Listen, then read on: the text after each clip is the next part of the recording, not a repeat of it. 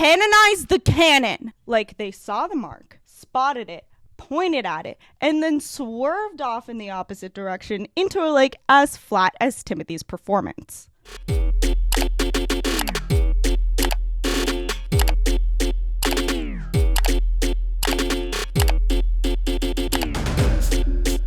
A script taken straight out of the bin. 2023's Wonka. The only thing I can give this movie credit for is proving that Hollywood has truly given up. Not even the casting of this year's White Boy of the Month can save you now. Timothee is so wrong for this role that he makes everything already wrong with the script even worse. His performance alone strays too far from the source material, and that, compounded with the writer's fundamental misunderstanding of the original character, completely rewrites Roald Dahl's story. But before I get into it, we need to establish some context. This is my wall of context. No. Cut the music. Cut the music. We did that already. Daddy, I want another pony. If you don't know, I am dressed as Little Miss Veruca Salt. Hi, Daddy. And I couldn't resist buying these glasses on Amazon when I found that they actually do exist. And this brought me so much joy. I don't know how to describe it other than there's like a childlike wonder back in my life. And I am literally covered in goosebumps. So, yeah. Okay. Let's get started. I'm sorry. I can't. I'm American. Hi. In the book, Wonka is introduced as an eccentric genius who is overly excited and whimsical, with only the slightest hint that he is not what he seems. Like when he says, I wouldn't want to lose any of you at this stage of proceedings. Oh, also, this is like a stupid little hand I made, if you can't tell. I know, it's so professional, and a lot of the fingers have already come off. Anyways, as the story progresses, more of Wonka's character is revealed, like his hypocrisy, lack of empathy, narcissism, selfishness, and inability to receive, I knew that was going to happen, criticism. And by the end, we are left to question the version of Wonka we saw outside the factory. By the end, the caring side of Wonka, who confronts the anxious parents of the spoiled kids, becomes nothing more than a facade. Dun, dun, dun. A performance of empathy or concern. Throughout the story, Wonka gaslights the parents, acting like they're overreacting to the clear danger that they and their children are in, the danger that Wonka put them in. He avoids accountability and criticism in every possible way and seems to find pleasure out of others' suffering. That sadistic son of a bitch. You know what? I am just going to use that fucked up little audio and you are going to have to deal with it. Fuck all of you. I am so sorry. I don't want to re-record that. So I'm not going to. Because this is my channel and my video, and if you don't like it, then you can just subscribe. Wonka's apologies and gestures seem to be more out of obligation than sincerity. Since he consistently reveals that he cares more about his creation than the well-being of the kids, since he frequently admits to not knowing if they'll actually be all right, he is never truly concerned at all. Boop, boop, boop, boop, boop, boop, boop. Boop, boop, boop, boop, boop, boop.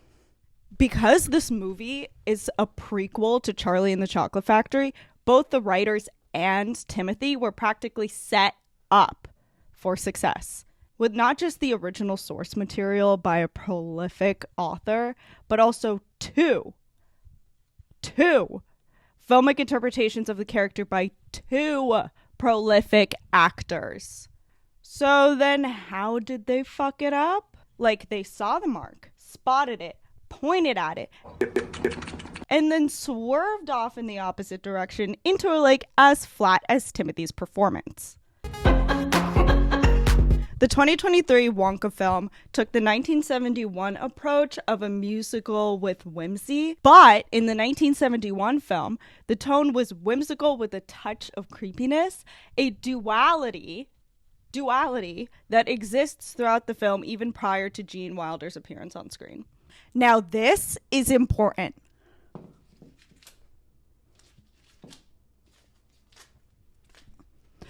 Duality!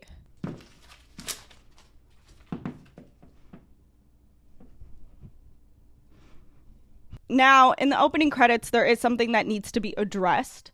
They list the Roald Dahl Story Company, which manages Roald Dahl's copyright and was acquired by Netflix. This is kind of ironic since Roald Dahl famously hated the 1971 film because it was too sappy and sentimental. Imagine what he'd say about this one. So, Wonka 2023 begins with an opening number. Wonka arrives to the city with 12 silver sovereigns in my pocket. And we essentially watch him lose all of his money, one sovereign at a time, by dropping a pumpkin, giving 2 out of the 3 coins left to a homeless mother, and then dropping his last one. Now, I have a character question. Would the Wonka played by Wilder or Depp have even given the homeless mother the majority of the money that he had left? Leave your opinions in the comments below because I genuinely do not know. And I think it's like an interesting little thought.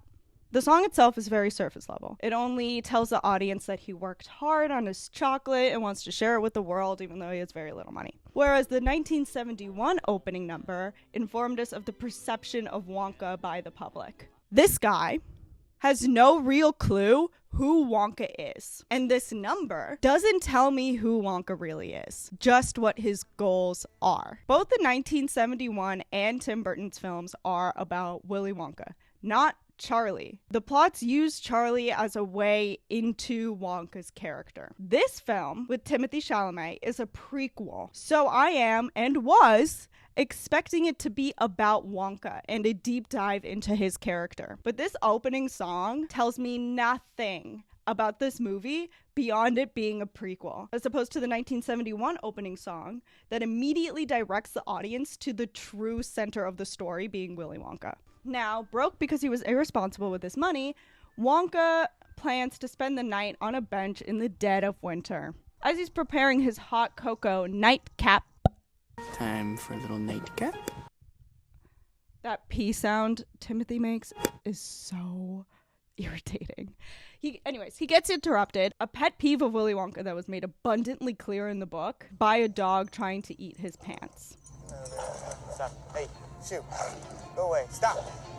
When he told the dog to go away, Timmy wasn't able to put any emotion into that line at all. Go away. Shoot. Shoot. The whole point of the Wonka character is the complexity of emotion that he carries in each line. There is a duality that needs to be delivered in almost every line, which is what makes Wonka such a difficult role to play. It requires a character actor, an actor who can play a seemingly over-the-top character without being over the top, which is why Johnny Depp did such a good job in the role. For Wonka, every single line delivery, every facial expression has to communicate multiple things at once.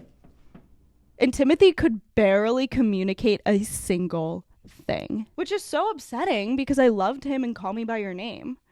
He's not a bad actor whatsoever. This was just not the role for him. Stop! Sit! Sorry about Tiddles. Here we meet the dog's owner who oh so kindly offers Wonka a place to stay. Something Wonka sees no issue with. And what's worse, it's not like he goes because he has no options. He genuinely seems to think that there is nothing wrong with this. So he follows this man to Scrubbits. Inside this laundromat/inn, we meet Mrs. Scrubbits, who offers Wonka some gin. When Wonka drinks the gin, he says, Oh, that is extremely strong stuff. Oh, that's not. In the sense that, no.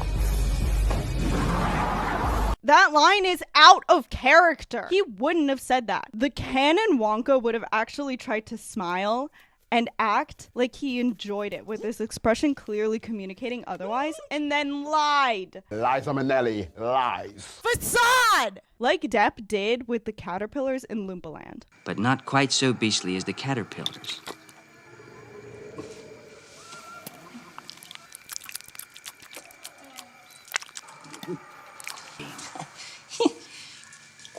Scrubbits then makes Wonka sign a contract, which is where we meet Noodle, who warns him to the small print. Then Timmy does this really annoying thing where he says, "Oh," every single time he unravels a new page. Oh. Oh. Oh. Oh. Oh. Oh. But he signs it anyways. I'm assuming Wonka gets the idea for the contract through Scrubbit. Like, the film is insinuating here that Wonka's contract in the 1971 version was inspired by the Scrubbit one he signed in this prequel, which doesn't fully make sense because he isn't shown to admire Scrubbit's manipulative tactics. Quite the opposite. As shown, when he breaks out all the coworkers and takes the money from the chocolatiers to set them free and gets Scrubbits arrested. So then why would he employ the exact same contract methods to avoid any kind of responsibility or liability for the children later in his life, if he goes through so much effort earlier in his life to free people who fell into a similar situation? It doesn't make sense character-wise. With Wonka himself falling for the same contract that later in his life he tries to make other people sign, which, by the way, is not in the book, but still.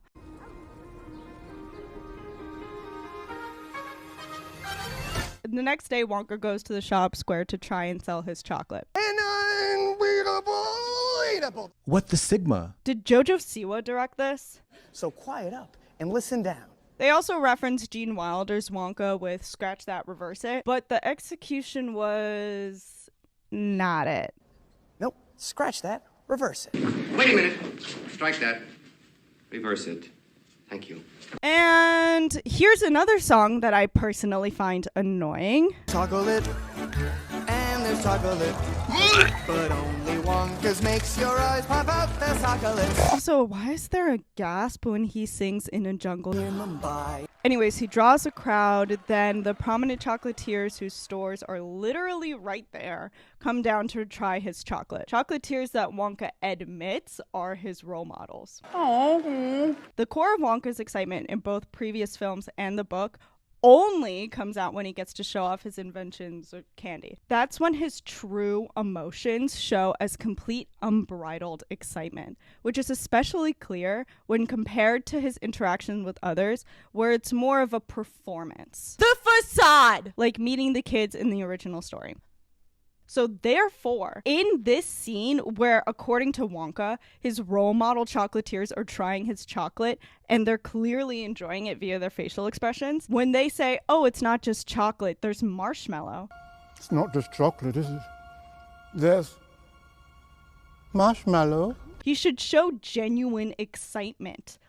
Childlike giddy. Even if they're approaching him with a hint of malice, which I think he should have been able to pick up on, maybe. Timmy as Wonka does not show this giddy. He just says, "Yeah, this is where this came from," or "Tears of a clown," that don't communicate this aspect of the character. Harvested from the mallow marshes of Peru.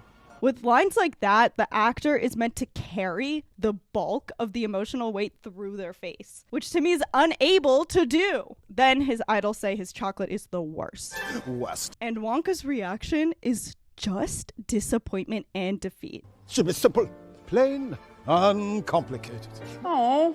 At first, before he says, "You're gonna hate what happens next." With a facial expression that reads only as yikes and communicates the same as this emoji, which doesn't add up to the narcissism portrayed in the book, where he does everything in his power to maintain cognitive dissonance. That should have been shown here. Wonka trying to maintain cognitive dissonance in the face of direct criticism.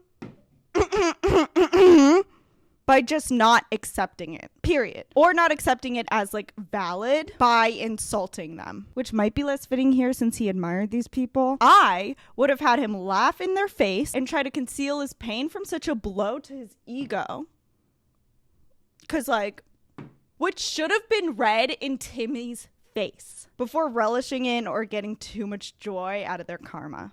We know Wonka cannot take criticism. And we know that because square candies that look round. In the book, when the kids question his candies that he's very proud of, he immediately begins to argue with them despite shutting down their previously innocuous questions by saying there's no time to argue. When literally the question was like, what's in this room? Wonka insists that they're wrong and he's right, even though they're both technically right. When Veruca's mom says that he's lying, like basically telling her kid to shut up, Wonka, viewing this as criticism, insults her. And when she rightfully calls him out on it, he tells her to shut up. Roald Dahl, in this scene, is basically showing us that Wonka can't handle criticism. Can't even handle the prospect of being wrong. Now, back to the movie. First of all, this script is very mediocre and has a lot of holes where it completely rewrites the original story and the original character of Willy Wonka. But it would not have been so egregious if it was with a different actor. The casting of Timothee Chalamet was a horrible choice. This is not the role for him because he cannot play this character that requires him to communicate almost contradictory emotions, sometimes in his face alone. And this scene is just like one of the examples of when he is falling very flat. Anyway. So Wonka returns to Scrubbits to pay for his room with the coin that the police officer gave him after Timmy gave the guy puppy dog eyes. Could you at least leave me a sovereign? Where Mr. Scrubbits scams Wonka with that contract and tosses him down the laundry chute to work off his debt, where we meet everyone else who got scammed and they sing a little song. Scrub, scrub. That night, him and Noodle have a heart-to-heart where we learn that Wonka can't read? Like, why is this even a plot point? It's so useless and literally only included for a single gag later that Timmy can't even execute. He also says that Everything else I've relied on the kindness of strangers. which quite clearly implies that Wonka is naive, which makes very little sense to how Roald Dahl wrote the character who this Wonka is supposed to become later in life. Like, a little naivete makes sense because he's younger and in a new city and a new chocolate industry, etc. But this line paints him as so aggressively naive that it's a character flaw. And I am the villain. You are the ants. During this bonding scene with Noodle, Wonka makes Noodle her first chocolate, and Timmy blesses us with this horrible line delivery. How do you like it? Dark, white, nutty, absolutely insane? It feels like he's trying to be Johnny Depp, giving eccentric and psychotic, but all Timmy gives here is cringe. I'm going to ask you one last time. Knock it off. Knock it off. It is weird. I do not want... Hey, Tracy, get a grip and get it together and get out of here. While Wonka is making the chocolate, we learn about his backstory with his mom, who would make a single bar of chocolate on his birthday, told him to follow his dreams, and died when he was a boy. He had a supportive mom. That's it. He had a supportive mom who died. But that, doesn't explain why he's so weird then. That doesn't explain why he grows up to be, a little freak guy who's a little bit whimsical, but also a little bit psycho. That does not add up. I think we need to go back to the wall. The childhood they give Wonka in this movie does not add up to make a man as weird as the character that Roald Dahl wrote. And yeah, whatever. Psychologically, a bad childhood doesn't necessarily mean that you will end up like this. Because, you could have a normal childhood and still end up completely fucked. But, narrative-wise, that's what audiences have come to expect. That a weird childhood makes a weirdo. That a weird childhood is what made him so silly, wacky, sinister, performative. Not wholesome. Willy Wonka is not wholesome. So, like, why would you rewrite it to give him a wholesome backstory? It's not toying with audience expectations in a clever way. It just functions to write out the sinister aspects of his character. It just makes no sense, because how then does that Willy Wonka that Timothee Chalamet portrays, who loves kids and is so generous, so whimsical, and lacks any of the canonically narcissistic flaws, end up being a psychotic, deranged narcissist who is very whimsical yet only cares about his candy? Like, that doesn't add up, because Timothee Chalamet's Wonka would never let the canon Willy Wonka just sit by and watch as all of these kids get severely injured in his factory. That just wouldn't happen. They uncanonized the canon.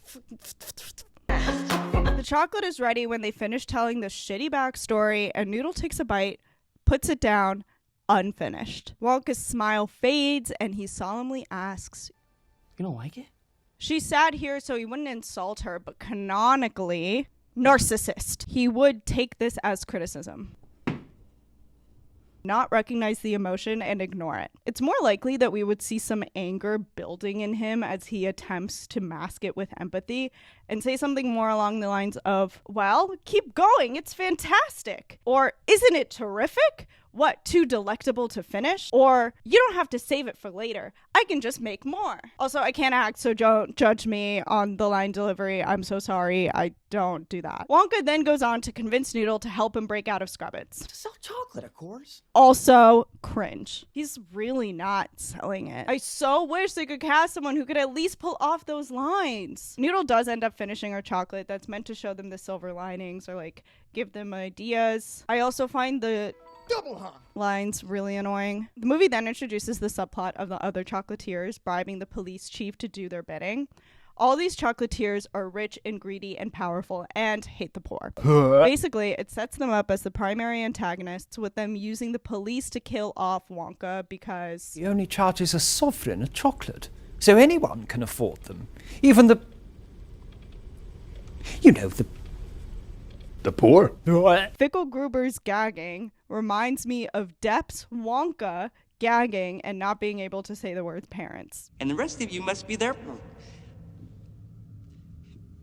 Parents. Yeah. Moms and dads.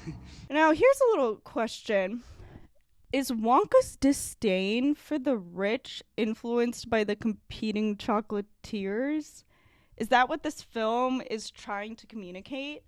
Since the behavior and the perspective here mirrors that of the greedy parents and children in the original story, which is the big motive of the original story too. Thing is, though, the chocolatiers are the most interesting part of this entire movie. The way the other films work is that they make it seem like they're about Charlie because that's who the plot revolves around, and we don't see Wonka until way later when Charlie sees Wonka.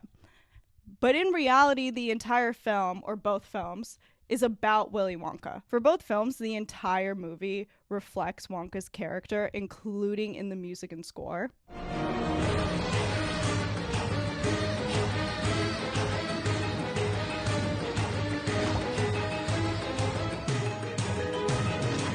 Before Wonka is even introduced on screen, we are shown how he is perceived by the public with hints of his true character, particularly through the score. Like the more menacing tone.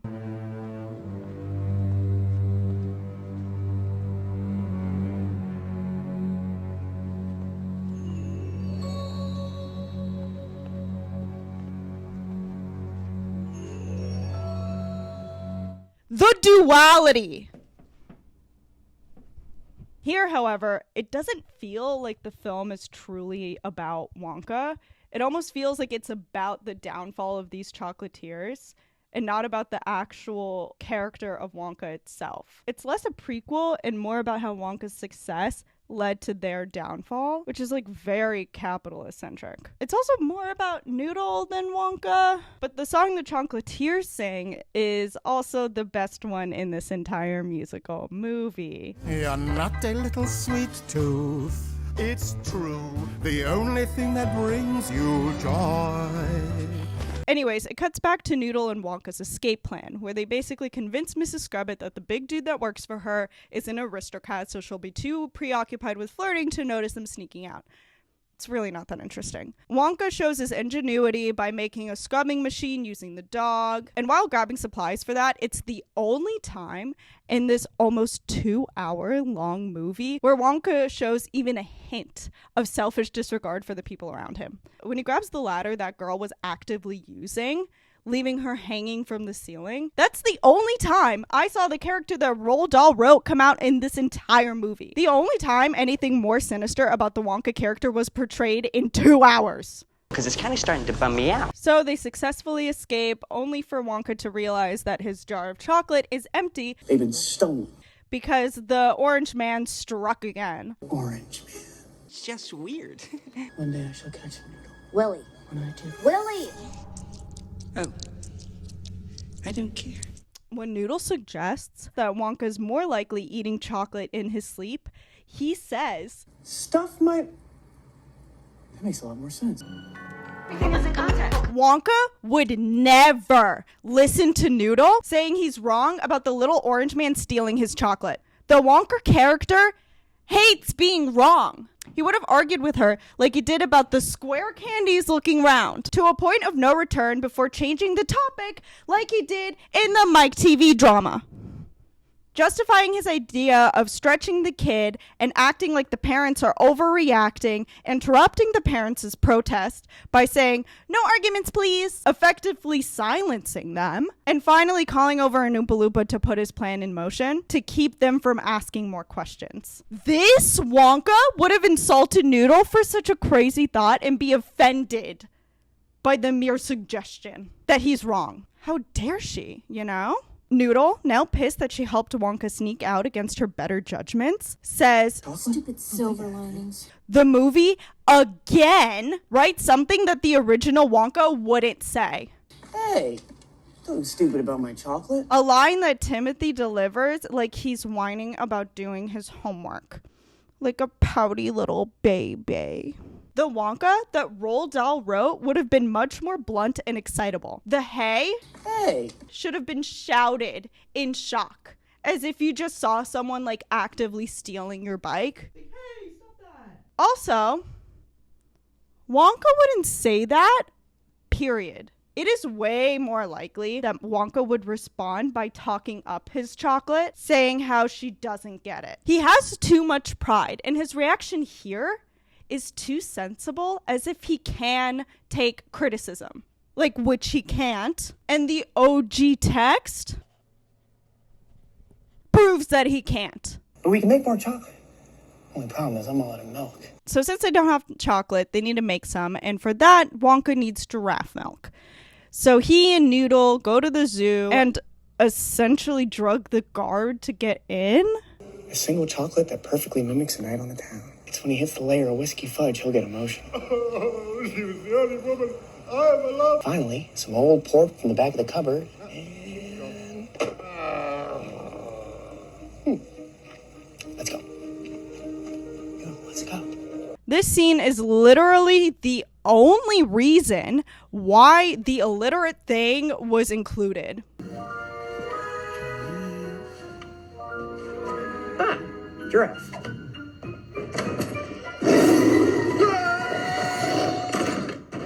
So he can open the door that says tiger, and for Timmy to once again deliver another line terribly. I've nearly been eaten by a lot of things, and none of them got more than a nibble. My God, there's room for everybody. Let's just say that. Another Depp-like line and attempt at a Depp-like delivery. Closest yet, but still noticeably off the mark. They get the milk, him and Noodle do a creepy dance, he gets threatened by the police chief, yada yada yada, everyone trapped at Scrubbits offers to help Wonka, blah blah blah. And it's the next day. Well, there's chocolate, and there's chocolate. Where he goes around the city, dodging police and giving away chocolate. There's not much to talk about here, but there is something that really bothered me. Hair repair eclair. Feeling fairly bare up there. Don't despair, I come prepared. Behold my hair repair eclair. It's made from ground vanilla, from the markets of Manila. Take heed, eat more than 3, and you'll end up like a gorilla. If that works in this film, then why, in the book, does the same concept not work right? How are you today? You look great. This is supposed to be a prequel to the events of the book. Like, the book and previous films show it taking him many tries to make these out-of-this-world creations, but that's not shown here. He just does it with no trial and error. Even when his store opening goes awry and customers grow crazy-colored hair, it's not Wonka's fault. Take it you're responsible? Us? No. Well, not personally. We may have encouraged Mrs. Scrubbit to enhance your creations. We paid her to poison them. Yes, thank you, Gerald. And is written off as sabotage.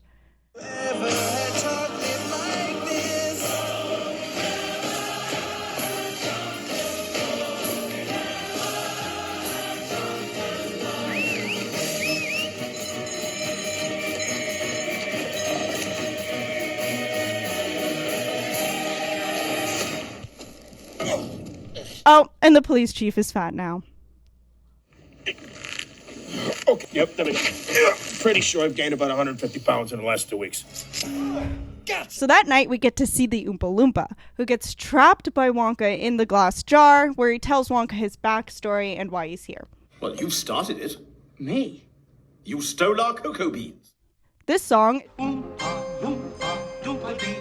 is usually reserved to highly critiquing individuals for their actions or poor qualities, like greed or being / spoiling your kids in the original story and films. Here, the song is being used to critique Wonka himself, which I find very fascinating, and I do enjoy that. Credit where credit is due. And the critique is warranted because there's obvious racism and colonialism exhibited by Wonka in the original story with the Oompa Loompas. And the way I read the backstory of the Oompa Loompas in, like, Tim Burton's version, for example, was as Wonka's retelling of what happened, of the land, of the people, of their culture, from a colonialist perspective.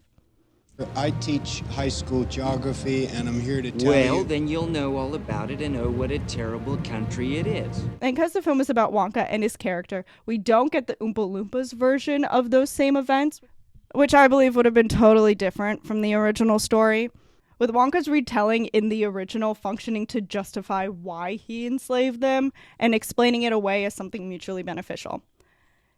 Here, with this song, we get the Oompa Loompa view of things, which I believe is very clever.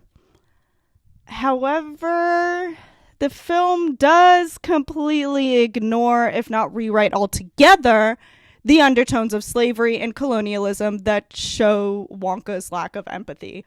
Since this retelling, the song leaves out the interactions between Wonka and the Oompa Loompas. Listen to me. The Oompa land is both luscious and green, but not conducive to growing the bean. My job was guarding what little we got. You came along and pinched the lot.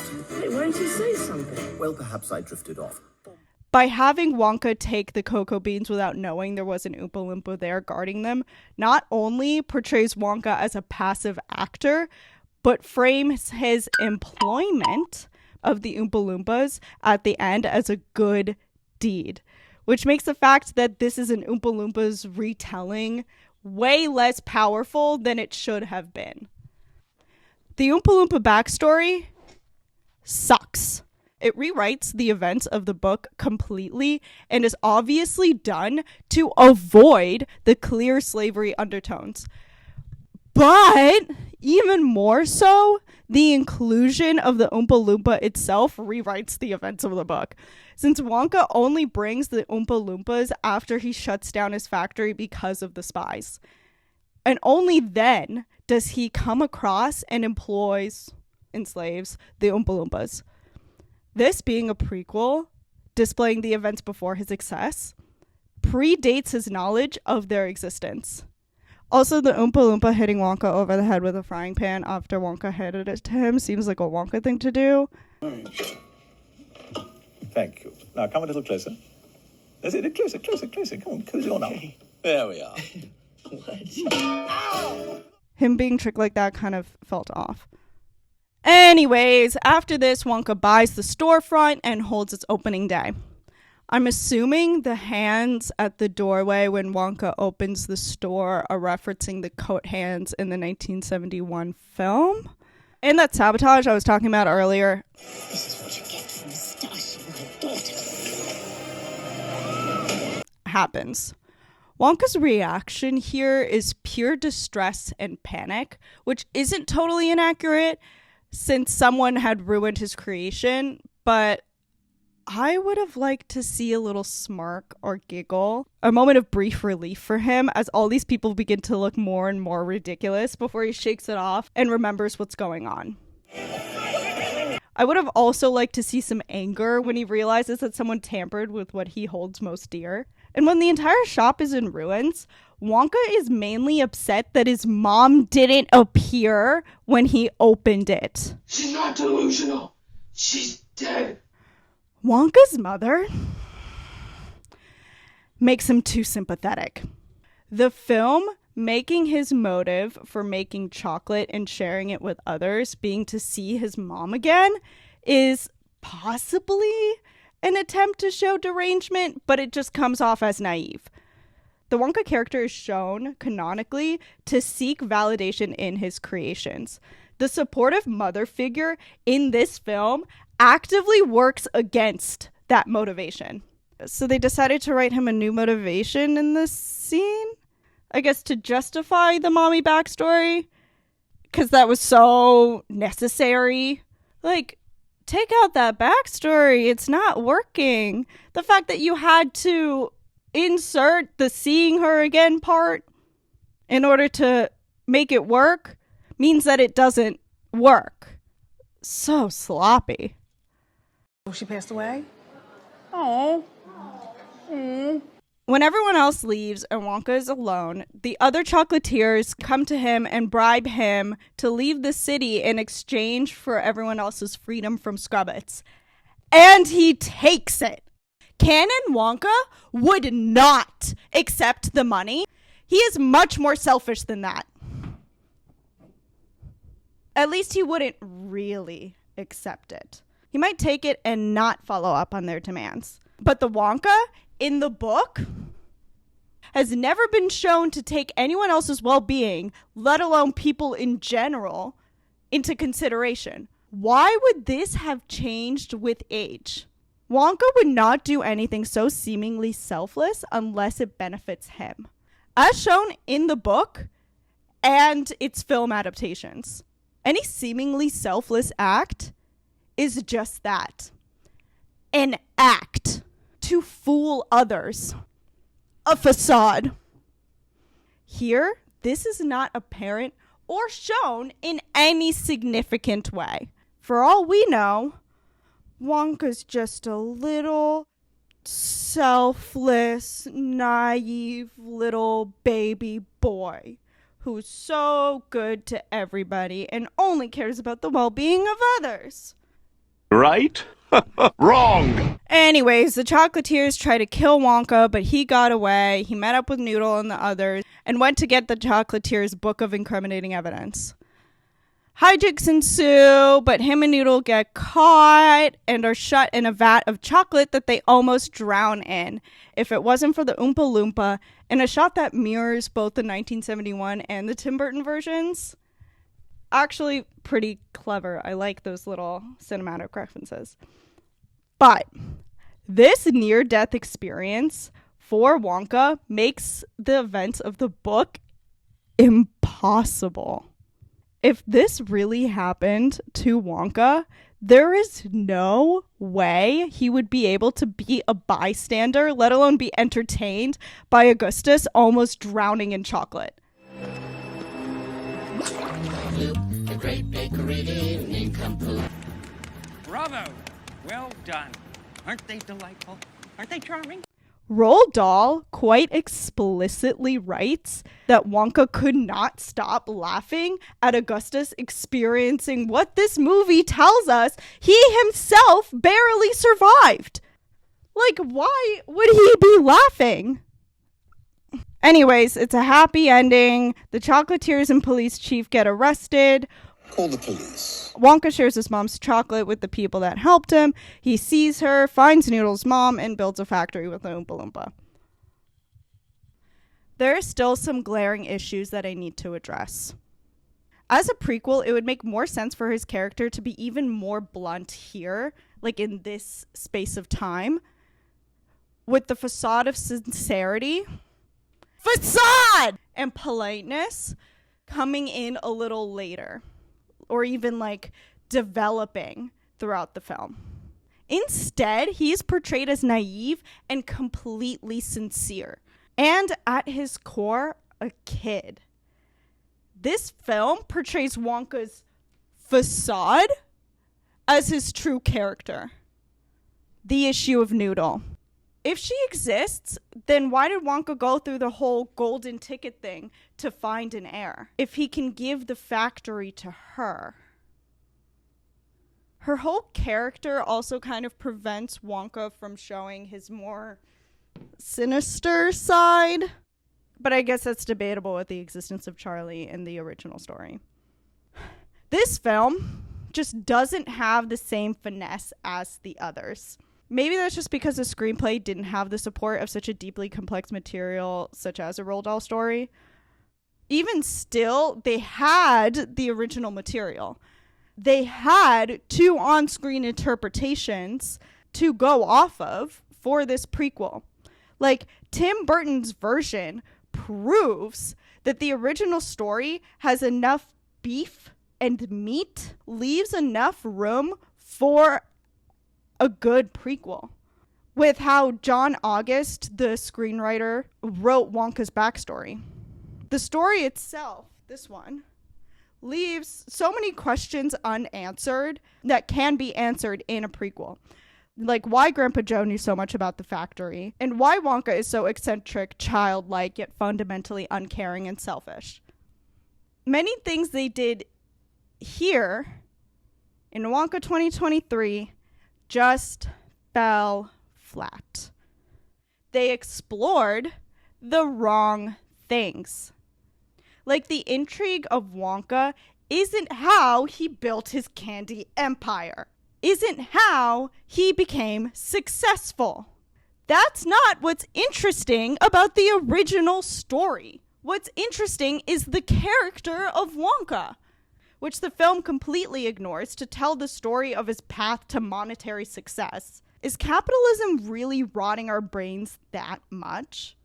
Oh, and of course, the casting of Timothee Chalamet. Absolutely insane. Chocolate, of course. Double hung. And none of them got more than a nibble.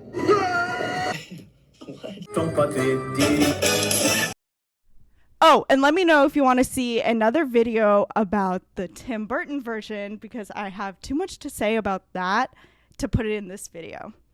Also had way too much to say here, but that's not important. Bye!